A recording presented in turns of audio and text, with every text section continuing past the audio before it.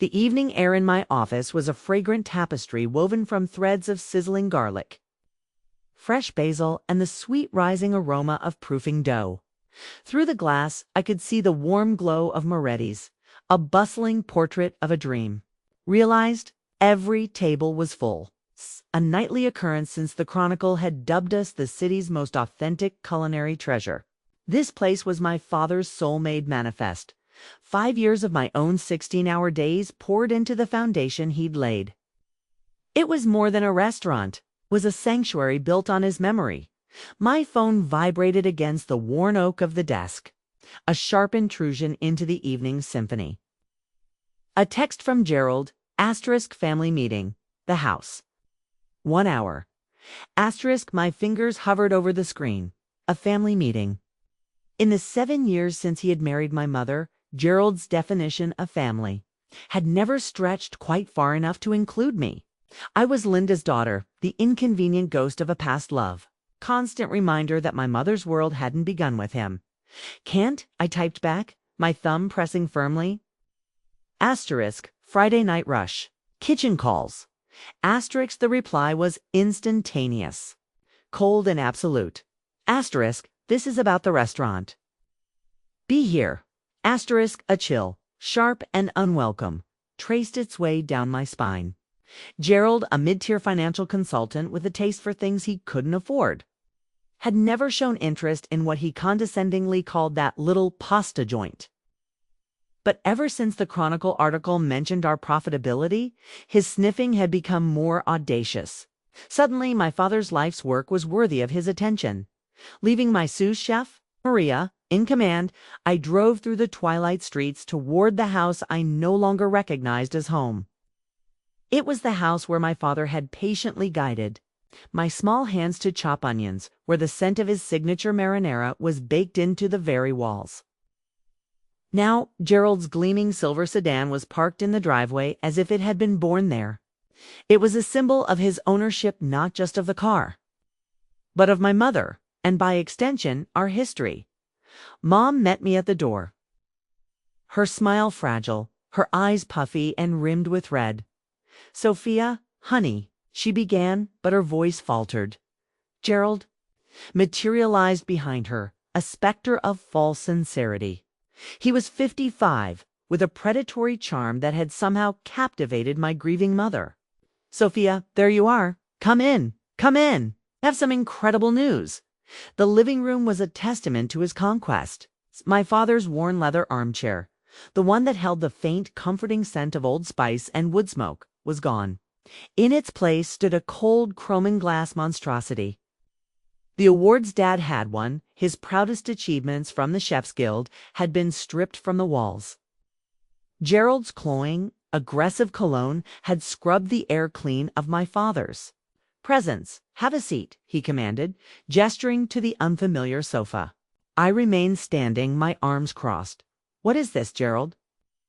He relished the moment, pulling a sleek leather-bound folder from his briefcase with a theatrical flourish. "I've done it, Sophia. I've secured our future. I've sold Moretti's." The words didn't land. They hovered in the air, nonsensical and alien. "You what? Sold it?" he beamed. "To Vantage Hospitality Group. They're a major player. They made an offer we simply couldn't refuse. $3 million. Can you imagine? For that little place?" "That little place," I said, my voice dangerously low, "is my father's legacy. And you can't sell it. You don't own it." Gerald's smile was a venomous thing. He slid a document from the folder. "Actually, I can. According to this durable financial power of attorney your mother signed last year, I am her designated representative in all financial and business matters." My gaze shot to my mother. She flinched, unable to meet my eyes. "Mom?" The word was a fragile whisper. "You didn't. 'Twas when I had my surgery," she mumbled her words, aimed at the floor. "He said it was just a precaution, to handle the bills. It's a precaution that covers all the bases." Gerald cut in smoothly. "And as Linda's representative, I've agreed to sell her 49% share. That, combined with a Moshe, I filed with the court to have you declared temporarily unfit to manage the business due to your emotional attachment and lack of broad market experience. I have an MBA. I have run this restaurant successfully for 5 years. You? Played make-believe in a kitchen, he sneered, his mask of civility finally slipping. $3 million is real-world money, Sophia. It's time for professionals. I felt the floor tilt beneath me. Who Advantage Group is the buyer? What are their plans? Mr. Thorne is heading the acquisition. They're converting the location into one of their Vino and Grill franchises. Very chic, very profitable. Big screen TVs, fusion, tapas. You know the type. Vomitus rose in my throat.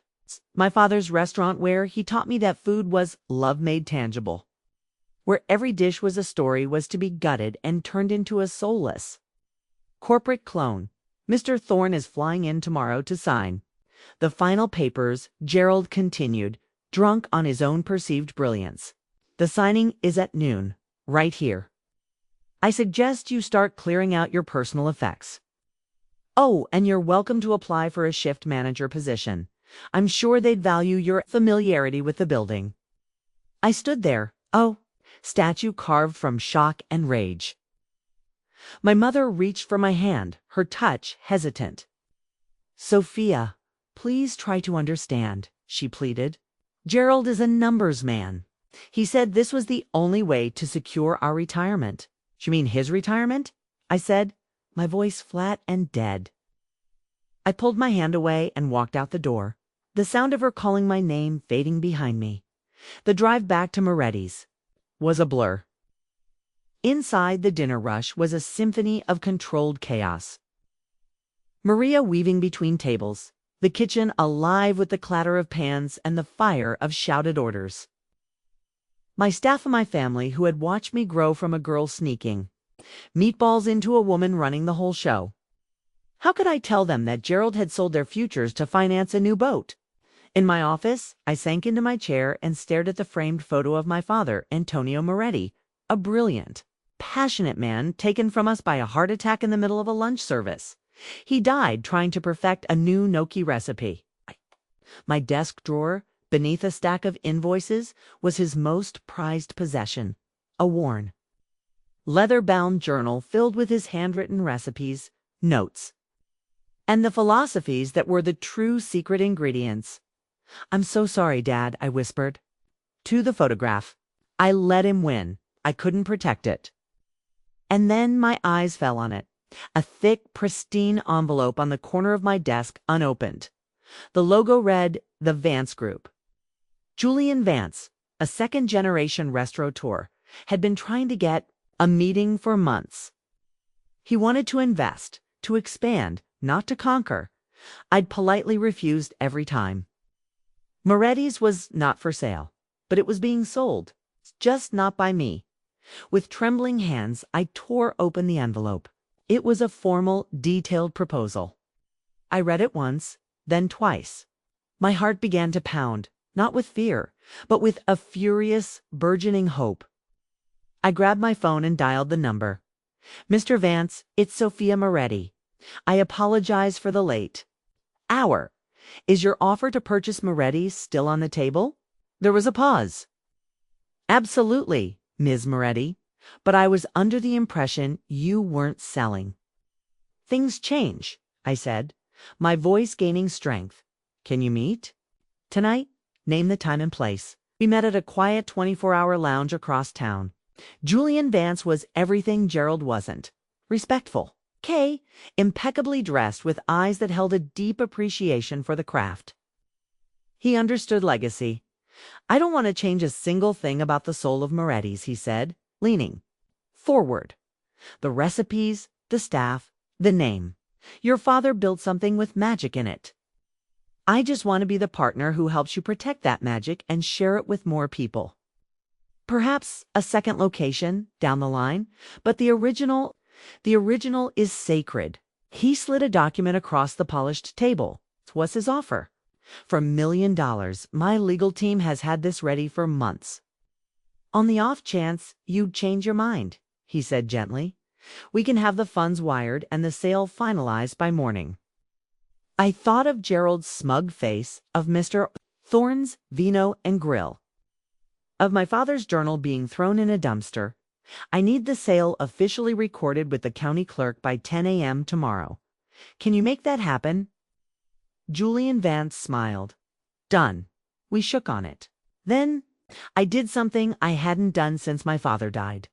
I ordered a neat whiskey and raised the glass to the empty air. This is for you, Dad, I murmured. And for Gerald, who's about to get a master class on the art of the deal. The next morning was a hurricane of activity. Lawyers, frantic, calls and encrypted digital signatures. By 10:30 a.m., the sale was complete. Julian Vance owned Moretti's with an ironclad contract that kept me on as general manager with full operational control. Guaranteed employment for all current staff at higher wages and legally preserved the restaurant's name and menu in perpetuity. At 11:45 a.m., I walked into my mother's house. Gerald had transformed the dining room into a makeshift boardroom, complete with a coffee service and legal pads. He wore his most expensive suit, a costume for a role he was not qualified to play. Sophia, he frowned, startled. What are you doing here? This is a private signing. It's about my father's restaurant, I said, pulling out a chair. I wouldn't miss it. Just then, the doorbell chimed. Gerald scurried to answer it, returning with a man in a crisp suit whose smile didn't reach his eyes. Mr. Thorne of Vantage Hospitality. Jim, come in, come in. Gerald gushed. Let's just get this signed. Gerald, Thorne said, his voice curt. My demolition crew is scheduled to start on Monday. My blood ran cold. Demolition. Gerald laid out his contracts. Now, as we discussed, $3 million.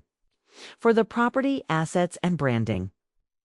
Hold on, Thorne interrupted, pulling out his phone. My finance department just flagged something. It's an alert from the county clerk's office about the property title. Squinted at the screen, his brow furrowed.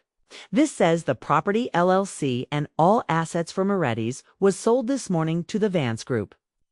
The color drained from Gerald's face. That's impossible. It must be a mistake. Oh, it's no mistake, I said, my voice clear and bright in the suddenly silent room.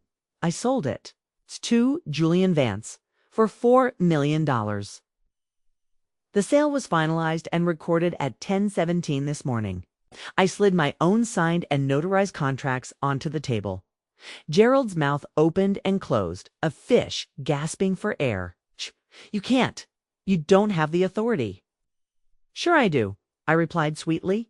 I own a 51% controlling interest. I don't need anyone's permission to sell my shares. But you, I turned to him, my smile widening. You have power of attorney for Mom's 49%. So you are still perfectly free to sell her minority stake to Mr. Thorne here.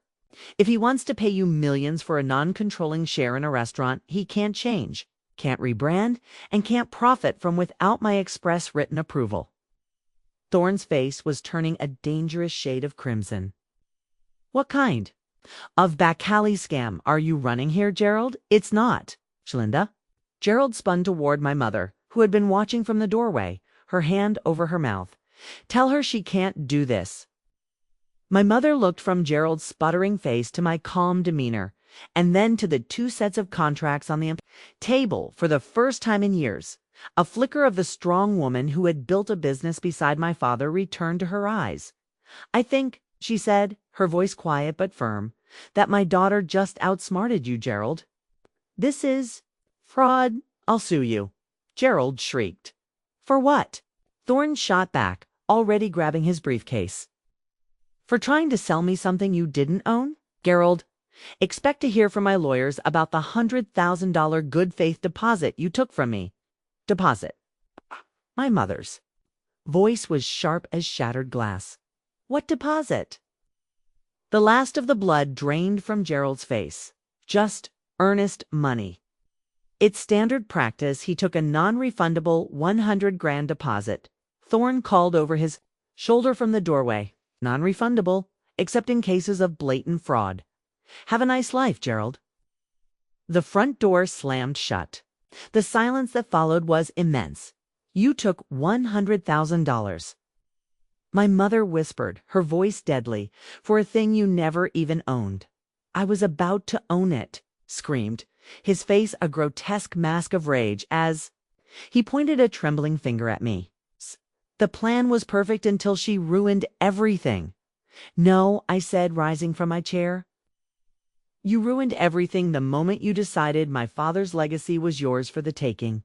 I just refused to be your victim." I walked to the door, pausing to look back at my mother. "Dad always said you judge a person by how they treat people they think can't fight back." He thought I couldn't fight. He was wrong. I left them in the ringing silence, Gerald's world imploding around him. 6 months later, the doors opened at Elena's, my own restaurant named for my grandmother. Spooky. It was modern Italian, built with the capital from the sale and my father's spirit of innovation. Julian Vance was my first customer. He brought a bottle of vintage Barolo and a framed photo of Dad, which now hangs in my new office. Mom divorced Gerald. A forensic accountant she hired discovered he was a serial fraudster, using his consulting firm to swindle grieving widows. I wasn't. His first target, just his first failure. She comes to Elena's every Sunday now. We work side by side, kneading dough for the weekly special. And she tells me stories about Dad I've never heard. Her laughter finally free.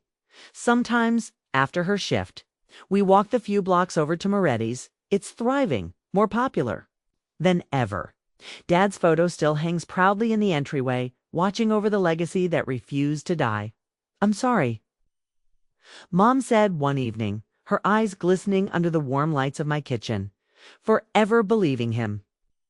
Forever signing that paper." "You were hurting," I said, stirring a simmering sauce that smelled of home. "He took advantage of that. But we saved it, Mom. That's what matters." She smiled, a real smile that reached her eyes. "You saved it, Sophia, by being smarter and stronger than all of us."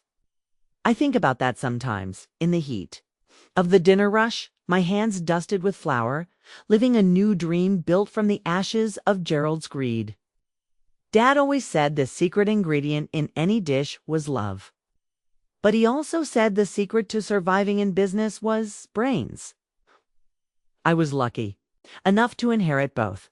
As for Gerald, last I heard he was managing a rental car kiosk at the airport, telling anyone who will listen about the $4 million deal that was stolen from him. I hope he tells that story forever. It's a monument to his failure. He says I ruined everything. And on that, for the first and only time, he's telling the absolute truth.